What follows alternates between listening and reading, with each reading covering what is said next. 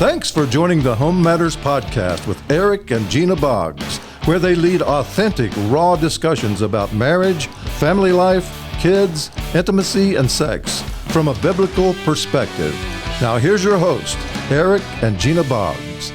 Welcome to HomeMatters. That's right. We're back, podcast 51, and we're actually kind of continuing from last week's podcast. Is that okay? Yeah, we had a lot of different things we wanted to say with that. Yeah, we didn't get finished. We've spent some time on parenting recently. We do realize that. But again, I just think that from what we hear and what people deal with, we just kind of want to speak to the need maybe that's out there. So, again, if you got parents that you know, encourage them to right. Maybe share. Got friends or family. Yeah, we're kind of looking at the discipline aspect, and why discipline. We kind of left off with that last time, and just talking about the reason really is to see productivity produced. In our kids' lives, we've said it this way: the goal is not to raise perfect kids, but productive kids, right? Right. Perfect ain't happening. Yeah, perfect ain't happening. That's right. But again, let's just jump right back in though, and again, we're going to talk about discipline. Yeah, and again, that's a tough subject nowadays. It is, and I think the starting point for that has to be the relationship that we build with our child, that we build with our children, and that comes through things like the time we spend with them. Oh yeah, well, that is huge in the society right now. It's hard to discipline anybody that you don't have a relationship with. So true. It's that thing they don't care how much you know until they know how much you care. Yeah, and again, that's true with children. The care is communicated by the time that we spend, and we're talking about good quality time. We're not talking about just being in the same room where everybody's sitting around on their phone together, or riding in the same car, where the music's blasting and we can't even communicate. So it's quality time. It's in that time that we're communicating, that we're talking. I've seen some crazy stats on the number. Yeah, it's just the time that we spend quality time. A tiny bit of time. Especially raising small kids. And again, working parents, it makes it difficult. And it's tough. It's hard because the schedules are so crazy. We know that. And a word that we throw out all the time, even when we're talking about marriage, is intentional. And I think that is so fitting here. I mean, it takes an intentional effort, to make sure that we're making that time.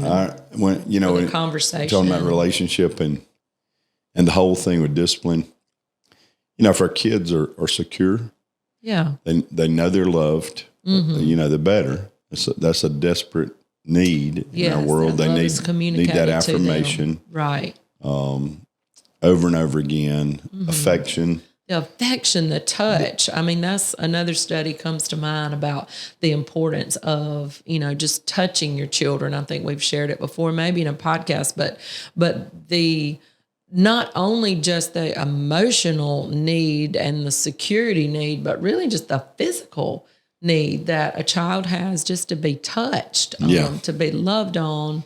Again, and I think that if there's a place that we miss that, I think it's easy for especially fathers to lack the affection that is needed with our children. And I think that fathers struggle with that sometimes because, we don't want to raise them to be too soft, or with the girls, you don't want to overdo it. But the fact is that they need that affection, that love, that tender affection that's offered to our children. And again, it's something that we shouldn't be afraid of because, again, we want our kids to be secure in who they are and secure. You said that. It does just build that confidence. It does. And that security that gives them a place that they can trust us. Right. Even trusting us to know that we are working for their good. I mean, man, that goes right in our relationship with God. We begin to trust Him and know God's working. But when our children know we love them, we're taking time with them, we love on them, we communicate that, then they can begin to trust us that we are looking out for their good. Man, how many times have we say that to our kids growing up? This is for your good. And I think that's easy when they're smaller. True. When they get to growing up, it's kind of back off and let them be But again, Well, I'd encourage you again, even raising boys, that that you're affectionate toward them. yeah, well, I think, kind of, I mean, my experience is when they hit those middle school years, it's just kind of like they aren't as receptive to it anymore. And I don't think we interpret that sometimes they don't need that. They're growing up, they don't need that. It's not that at all.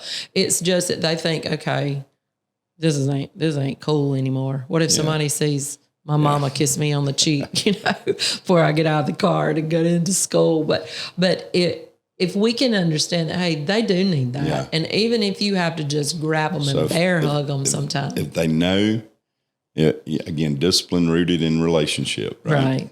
Absolutely. Then we can begin to deal with things like the expectations that we should have. Right. And expectations are they could be interpreted as like rules. Yep. The expectations, we have what we expect them to do. And I think with that, we got to be sure they're clear, right? What our expectations are, what we expect. Yeah. And I think that has to be modeled. I think that comes out of values for our own life, the things that we value. Yeah. And again, there are do's and don'ts. And I'm not saying you got to have a list of, these 10 commandments. The 10 commandments on the refrigerator for the Boggs home. Here they are. But there should be, by the values of our life, there should be some certain things that we understand that our expectations. And in that, I think they pick that up by our own life. Our own absolutely. Our own values. Yeah, what we model in front of them. Yeah, our own morals. Right.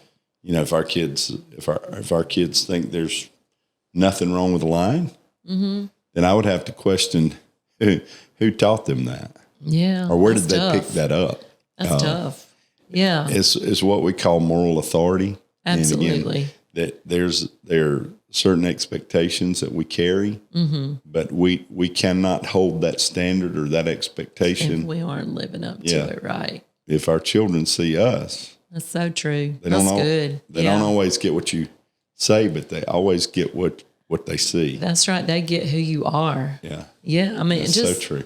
Literally this week in the store, witnessed a parent. I'm just cussing her like her 4-year-old out. Really not over 4 or 5 years old, and it's just, I don't know. They might not even care if their 4 or 5 year old said the words they said. I don't know that it could possibly be, but I mean, sound like that parent needed a spanking. Parent did need a spanking. I'm telling you, it's just my observation while I was in the store. But yeah, those expectations, they have to be clear. I think they have to be stated so kids can understand them. Yeah. And have to be consistent. That's exactly what I was about to say. They got to be consistent. I mean, we can't change our mind every day on the rules, on the expectations. There's got to be some consistency there so they know what they're trying to live up to, right? Yeah. And again, so here we are. We've got these expectations. And out of that, how does that begin to work? I love, we were listening to Dr. Randy Schroeder, I think is how you say his name. He's a family. Schroeder. Focus on the family consultant. He's a family counselor. He kind of put this equation together. It kind of fits with some of the words we're using here. I loved it. He said, relationship plus rules equals responsible. Ooh, somebody said that last time. I think we kind of did. Yeah. I love this. We talked about the importance of, or the role that discipline plays in helping our children become responsible. And so it's that relationship that's the foundation. And then we add in the rules, the expectations, the boundaries, if you will.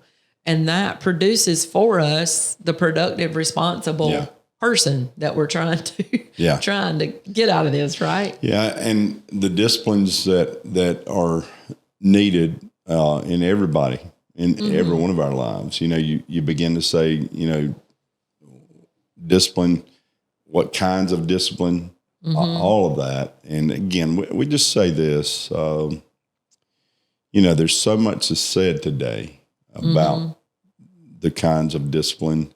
And we understand that some of that has come from the society we're part of, right? The brokenness, but discipline's something that can't be left out, something we cannot avoid It's or so omit. true. And you talk about what kinds. We establish the fact that it's necessary. I think what kind a lot of times comes down to the individual child. Every child. And that just comes in knowing your child. That goes right back to relationship. And if I have a good relationship with my child, then, we know what makes them tick. We know what they respond to and what they don't respond to. Yeah, I've always said if my kids are really secure, Yeah. if they're really secure in their love and the fact that they're loved, they're cared for, I think it's again, that they're really loved. It's hard to be too hard. Again, I think anybody can blur that line and step over. True, yeah. We're never talking about abuse. No, but or I'm just injury. saying that with kids that know they're loved, they're secure in that, Right. and you can be pretty tough. Yeah. Kids are resilient. Yeah, And they are. Again, disciplines are different. Like you said, our kids, we had 4. And they're so different. And, a couple of them Some you of had to. them, like a harsh tone from their dad, they just begin to crumble, like. Yeah. Some you had to threaten their life. Some you had to put them on the edge of their life. Maybe a time or two, yeah. But they're all different. And again, true. But again, I think they were secure.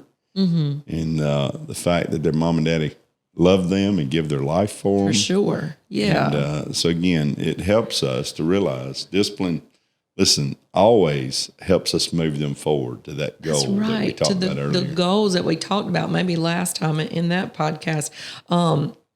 That's what discipline does. The word in itself.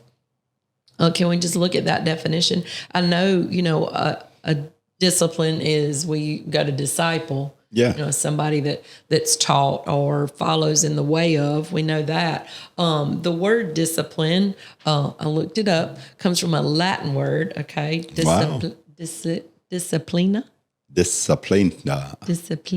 Yeah, I'm good at pronouncing those foreign you are. terms. I thought I knew how to Foreign say languages. it until I looked at you. And then but here's what it means, okay? Instruction and training. It's derived from the root word desire, which means to learn. So I think it's so easy in the. You mean like desire, like DESEER? Desire. I'm desire. If I'm a desire, then I can learn from it. If I see it. I have no idea what That's you corny, were wasn't it? talking about. I'm a desire. Okay. Where did that come from? I never know what this man is about to say. Do you see her? Oh boy. But okay, again, so the learning aspect. it's the learning. Yeah. What I was trying to say though so is discipline helps in the learning and in the training and in the instruction of, and I think we have to remember that because discipline so many times I think is just a negative connotation. So if I'm a desire, then I can. Oh I'm my learning. word! Here we go. I see it. Okay, you see it. You got it. I get it. I learned from it. I'm a desire. Check. You're desire. When you think don't about want that word to be negative. No. I just want us to see the positive side and again, of it. the whole fact of discipline, another word that you mentioned disciple. When you look at a disciple, they're a follower. Right. They adhere to a set of teachings or philosophy. But also in that you see a shaping and a molding.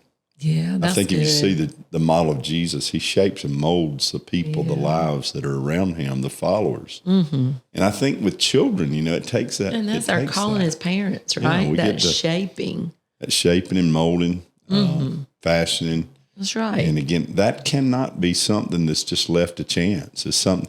Discipline is hard. It is work. It will wear you out. It is something that, it's easy for us to forego. And, like you said a little while ago, it's easy for us just to yell things and, the heat of the moment. But again, what are we really getting out of that? What is really being produced out of that? Nothing. Well, if we just, Nothing. if all they hear is our demand of expectation and the heat of the moment, then, I don't know if it's forming much. Which may not even be consistent. We talked about the importance of consistency. Yesterday you let them jump on the couch just because you didn't feel like saying anything about it. But then today we're ready to get in trouble because, it is hard work. It's hard work for the parent. And that's why, again, I think we have to throw that word out, intentional. It is an intentional effort. Listen, you are all in for 18 years plus, but at least that many. Yeah, and the need for it. And you have to ask the question, when? When is discipline needed? When is it necessary? I think the first time. I think that you talk about consistency. Discipline has to take place. It has to be immediate. That's right. And again, when you're worn out from work or whatever, from and life, you come in, period. Yeah. And, they do something that they can't do. Like, stop. You say it over and over again. If you do that again, if you do that one more time, okay, it's like the seventh time. Time out, because I need to say right here, I did this.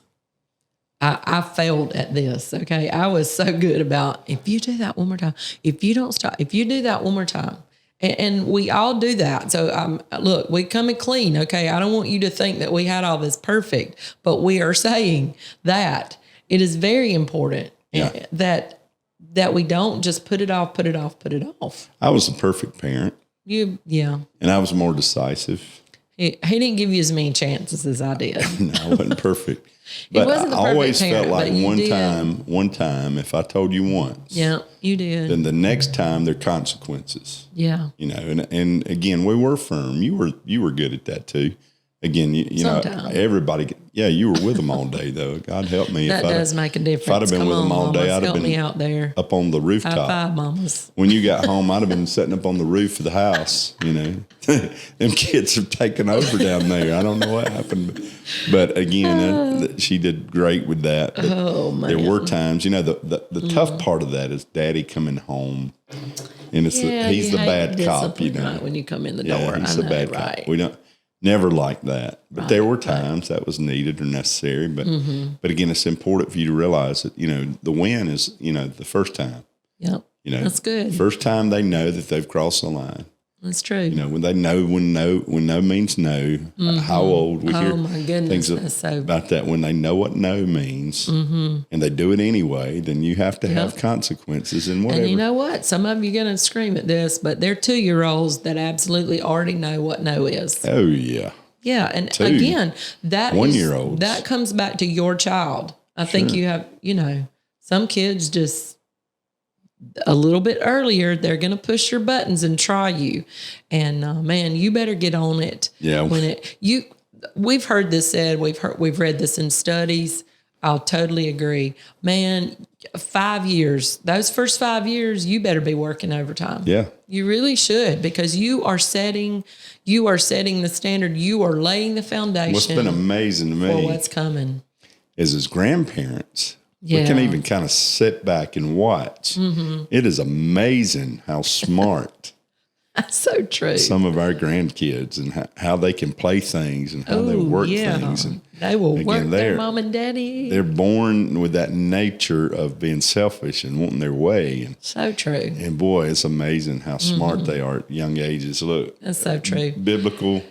Discipline. Wine discipline. Yeah. I mean, as a believer, as a Christian, in a Christian home, and for the most part, that's probably who's listening out there. Yeah. But if that is us, we cannot, I underline, highlight, we cannot ignore God's instruction in His Word about discipline. And it's there. It's full of it. As parents, our responsibility is to instruct, to train, to raise them up, nurture them in the ways of the Lord. All our of that. Responsibility. I want some of these proverbs. Can we send some of this out? Again, Ephesians 6. Most of you've heard that, but again, can we hit some of those? Don't provoke your kids, but bring them up in discipline and instruction. That's Ephesians 6:4. Listen to some of these. This is great. Proverbs 3:12.